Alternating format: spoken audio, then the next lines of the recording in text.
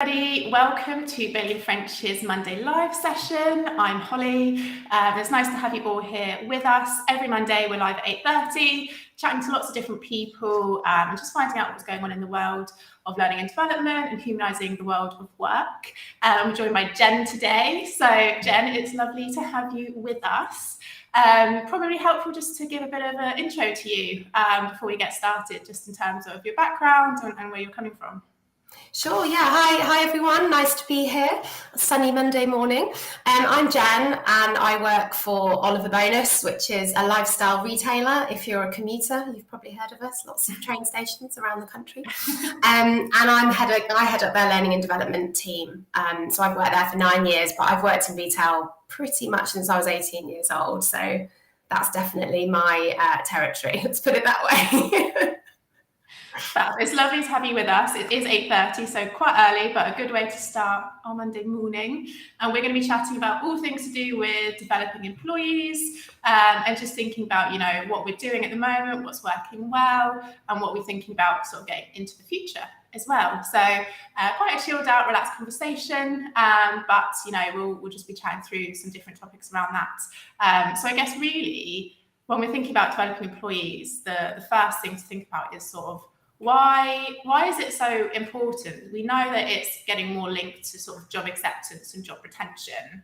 So I guess from your perspective, what is it that makes learning and development and sort of growth so important to employees and staff and organisations?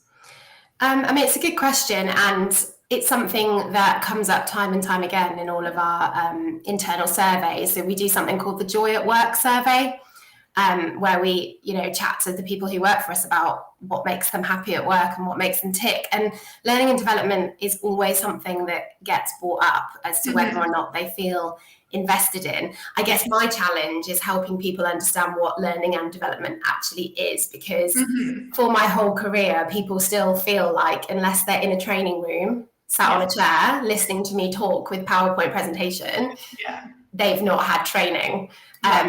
And actually, learning and development is all around them every single day. I don't really like the term learning and development. I think it's, or training actually, I can't stand it. Because really you're learning all the time. And actually most people are getting most out of their job by the people around them, by listening to people who have been there a while, share skills and soft skills with them, but people don't quantify that as learning and development. So it's about that, definitely. But also, and I can't remember where I read it, but someone talked about the 4 R's of coming on a workshop, and that's reward, recognition, rest, and relationships. And I think it's bang on, because when I asked someone after a workshop, what did you really get out of that? And they'll say, do you know what? It was really nice to just get away from my job for a couple of hours, to chat to some people, just to sit down and think about something else for a little bit. And they felt kind of rewarded and recognised for being asked to come on that programme. None of that was to do with me. So you can put months and months into designing a training programme, but none of that stuff's to do with me. And they feel engaged and part of the company just by being in a space with other people that work for that company. So I think a big part of learning and development and retention is about giving people those feelings of reward, recognition, time to chat to their colleagues, really. And it makes them feel part of something, and that makes them want to stay, basically. Yeah. And I wonder whether part of that links to what you mentioned about people not feeling like they've done sort of training or any learning and development if they've not been sat away from their desk in a classroom. And maybe that's because it's easy for them to focus, and they feel like they've stepped away more, they've had more of that sort of rest than if they're sat at their desk on their computer doing a virtual session. Probably is like those two things are quite linked. We hear that all the time as well. I know a lot of the programs that we're doing, we do a lot of cross team programs, so that you're not always just with people you work with. And the biggest thing that I think we see come out of it is those networks that are built. And we know in the surveys and the feedback that we collect, it's thinking about actually their biggest thing is hearing what other people are going through. Other people are going through the same thing, they're having the same challenges, but they're completely different roles, completely different parts of the organisation. And now they've got someone new that they can chat to and sort of go off and, send a Teams message to. even if it's virtual sessions, they still get the same thing. So I think we're definitely seeing a very similar thing. Yeah, exactly that. And, that's one of our biggest focuses, I think, since the pandemic, really, is it kind of really, like it has for lots of people, really pushed their kind of digital training, if you like, agenda forward at quite a pace. But it's getting that balance right between just taking your face-to-face sessions and putting them online and doing them over Zoom, which, we have done to a degree, but we've also taken an awful lot of the content that we may have delivered face-to-face and put it in resources that people can access before they kind of come online and chat with us.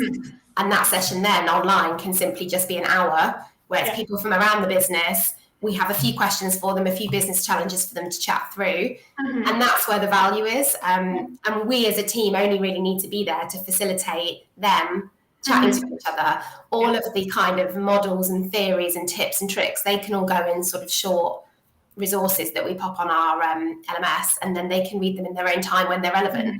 And that's been a real shift, I think, for us as a result of the pandemic, which has been fantastic. Definitely. And how have you found that engagement with the online pieces? Because I know often, I think the biggest thing that we hear is workload is obviously quite high at the moment for a lot of organisations, and then you're adding in training and L&D type activities. How are you finding engagement with sort of e-learning or sort of online content versus sort of sitting in that workshop? Yeah, it's different for different parts of our business. So obviously we've got the store teams, the retail teams, and they're across the country. We've got 74 stores and they're all over the UK. So for us, a massive challenge before the pandemic was the cost of, flying someone down from St Andrews in Scotland to attend a 3-hour workshop. And we did do that, because we wanted them to come to our head office. We wanted them to meet Ollie. We wanted them to feel part of something. And they loved it. They really did. But it's a huge expense to the business.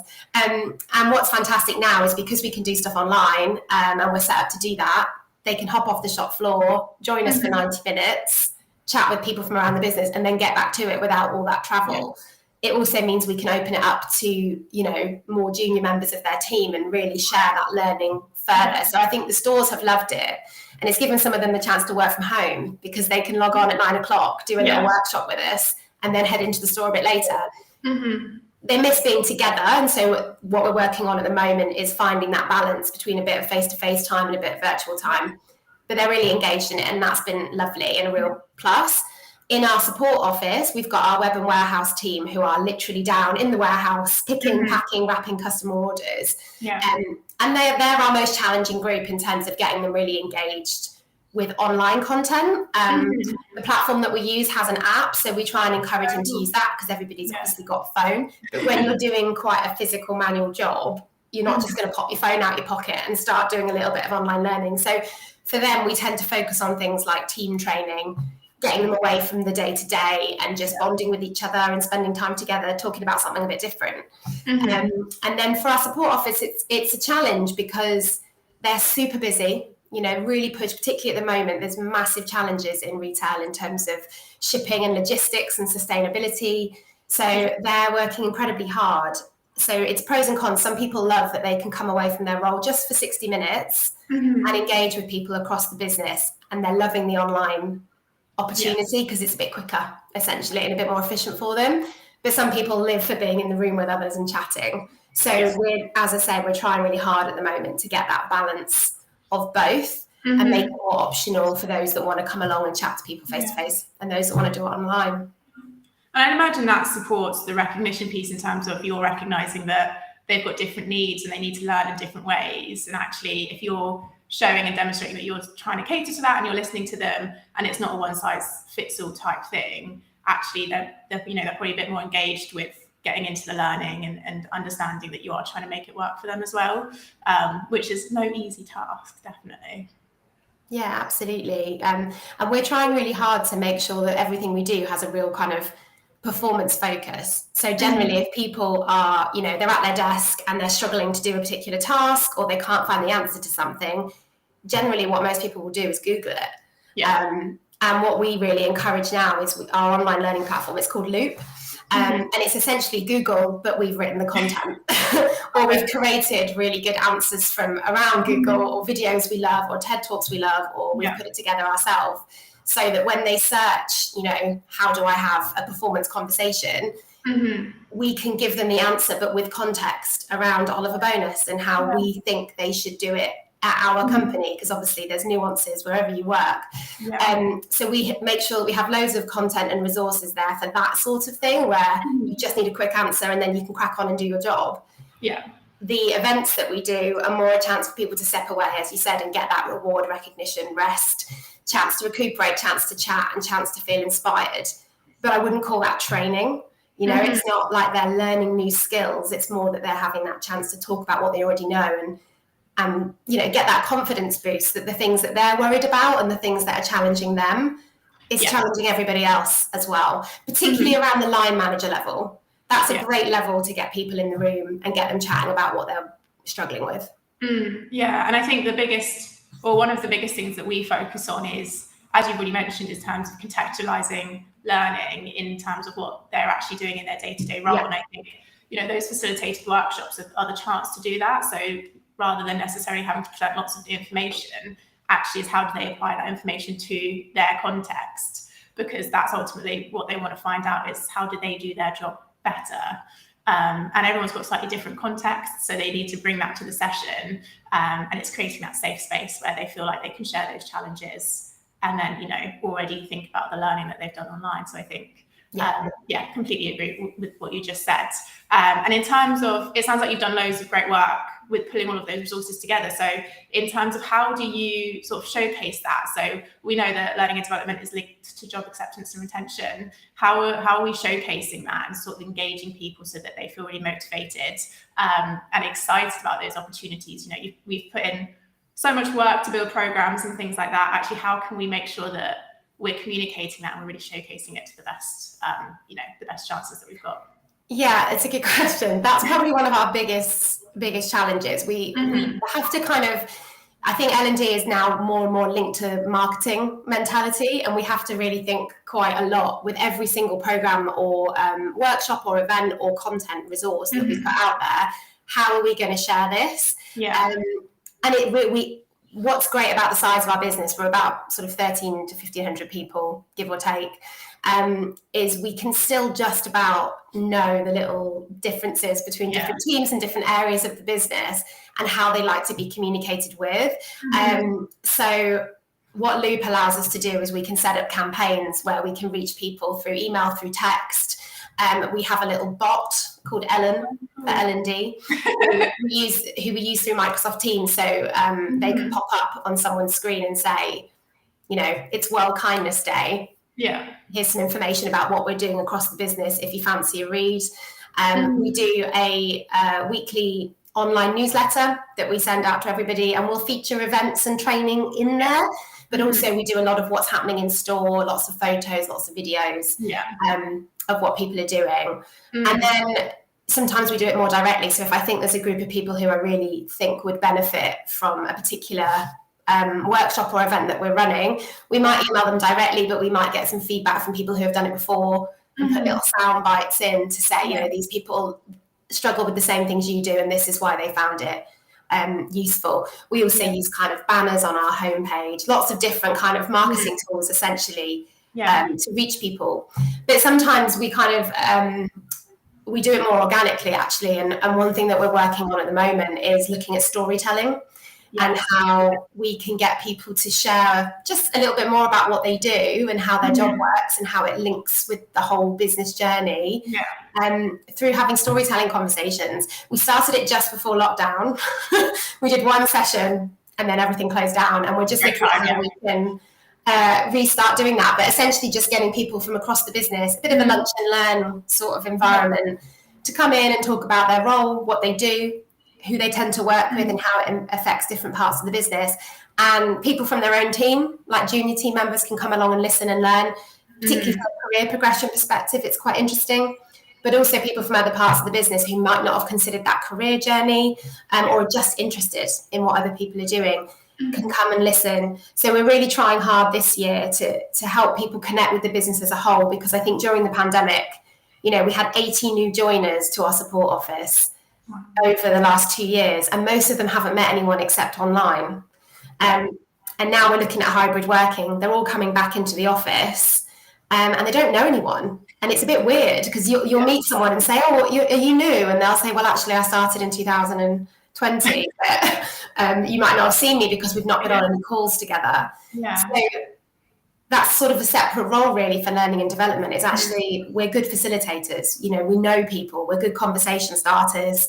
We're used to chatting. So one skill we can really bring to that scenario is pulling people together.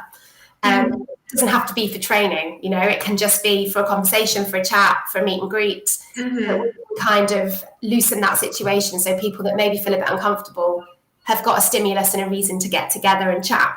Yeah. So that's something that we're really focusing on this year, kind of as an induction piece, but also for people that have now worked here for quite a long time.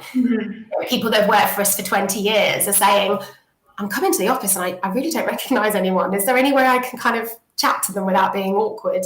And that's what we're looking to do, to get people sharing stories again and feeling part of something special. Yeah.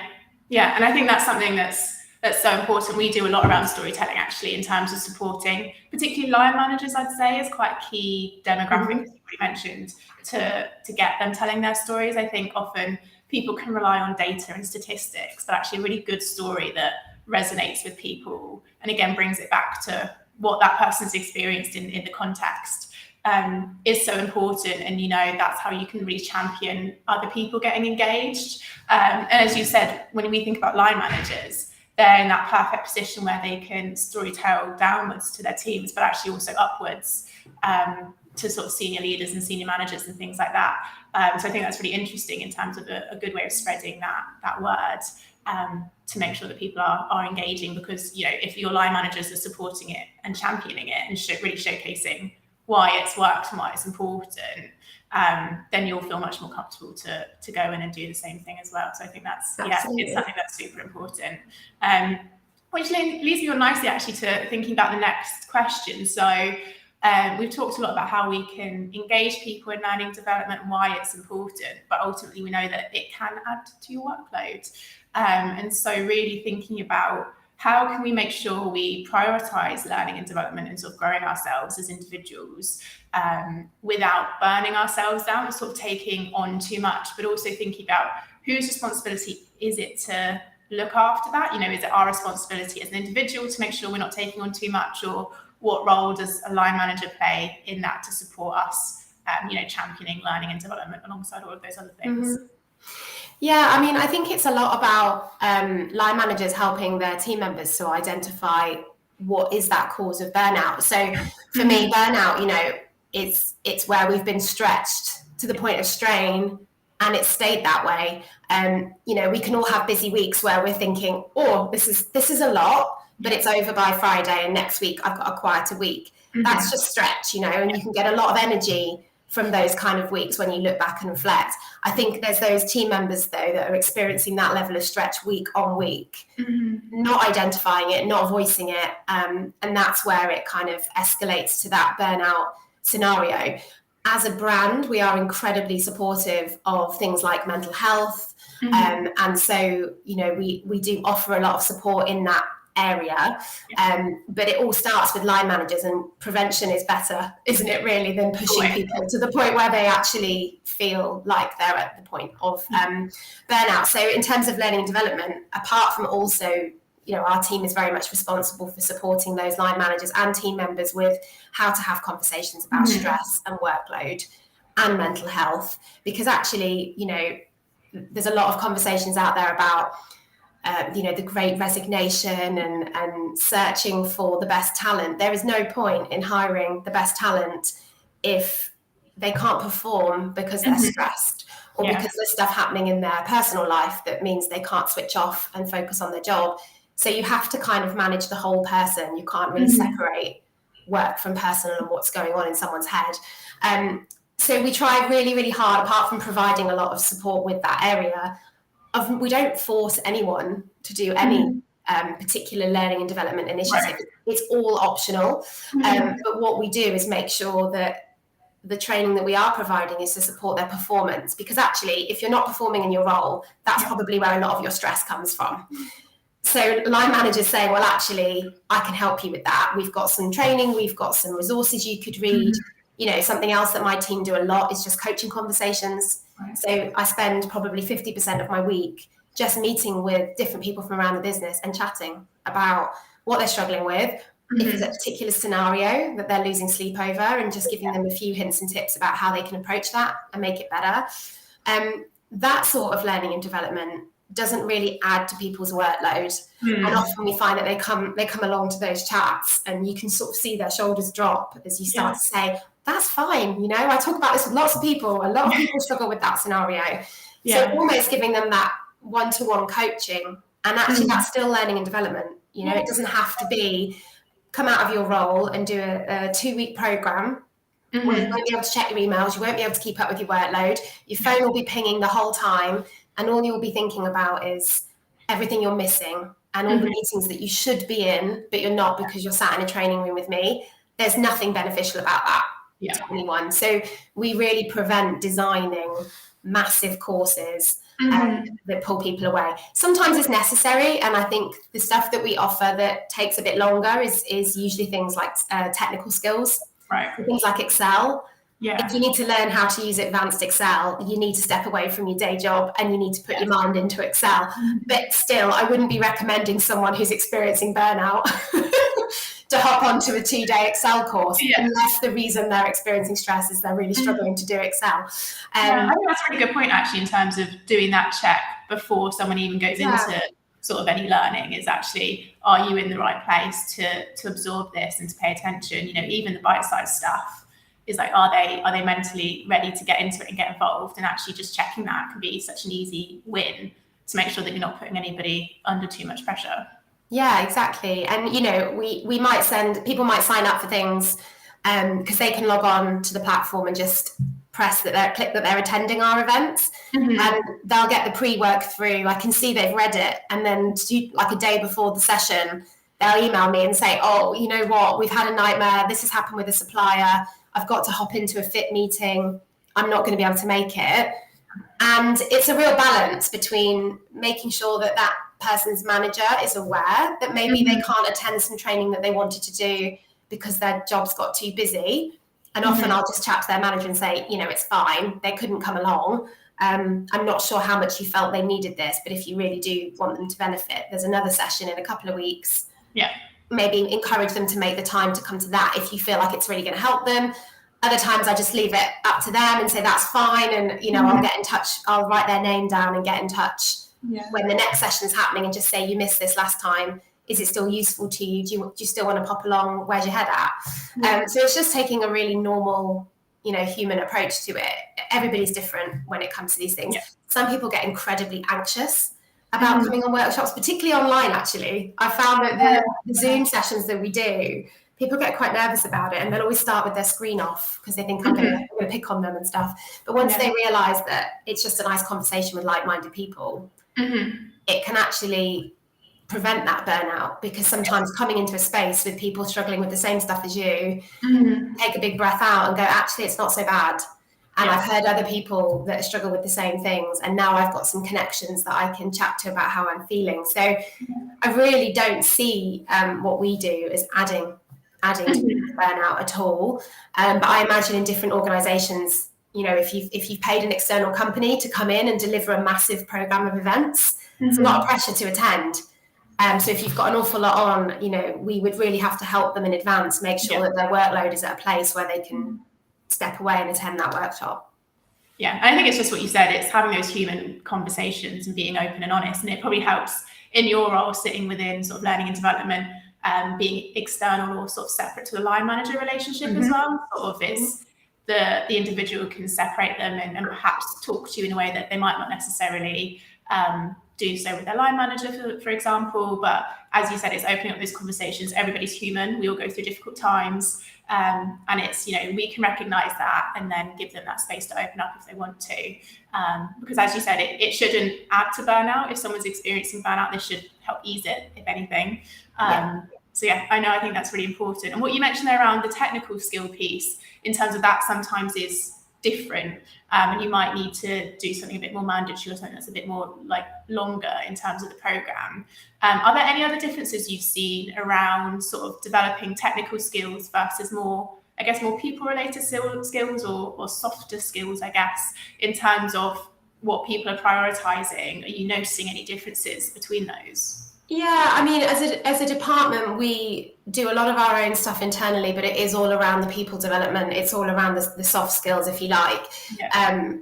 The teams that particularly need technical support, so teams like e-commerce or our merchandising teams, we would then support them to look externally and help them choose external providers to work with. Yeah.